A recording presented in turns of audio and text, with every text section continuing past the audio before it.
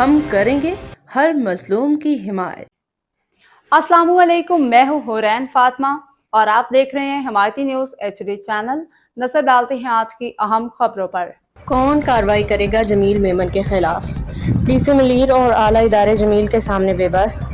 کراچی سے chief crime reporter حاجی عبدالغنی باریجو کی report کے مطابق M9 موٹروے بحریہ ٹاؤن کے قریب جمیل میمن نے ایک مبینہ غیر قانونی سرکاری زمین و مقامی افراد کے بارانی زمینوں پہ قبضہ کر کے غیر قانونی ڈیری فارم ہاؤس بنا لیے۔ اہم ذرائع سے معلوم ہوا ہے کہ عدالتی احکامات کی commissioner Karachi D C Malir خلاف ورزی کر رہے ہیں۔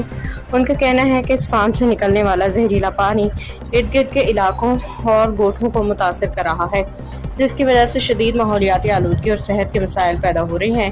جمیل میمن پہلے تو جانوروں کا گندا پانی گوبر تھڈو ندی میں چھوڑ رہا تھا، اب انسانوں کا پاخانہ پیشاب بھی گندا پانی بھی ٹینکر بھر بھر کے جمیل میمن دمبا گوٹ کی ایک بڑی آبادی وہاں ندی میں ڈلوا رہا ہے۔ ٹینکر سے گندا پانی نکلتے دیکھا جا سکتا ہے۔ کون کارروائی کرے گا جمیل میمن قبضہ مافیا کے خلاف؟ قانونی کارروائی۔ ذرائع کا کہنا ہے کہ آلودہ پانی کی وجہ سے علاقے میں بیماریاں پھیل رہی ہیں اور روزمرہ زندگی متاثر ہو رہی ہے۔ ذرائع کا کہنا تھا کہ اس گھناؤنے غیر قانونی زمینوں پہ قبضے میں ریونیو ڈپارٹمنٹ اور ڈی سی ملیر کا اہم کردار ہے۔ متعلقہ ادارے فوری طور پہ اس معاملے کا نوٹس لیں، ماحولیاتی اثرات کا جائزہ لیں، قانون کے مطابق سخت کارروائی عمل میں لائیں۔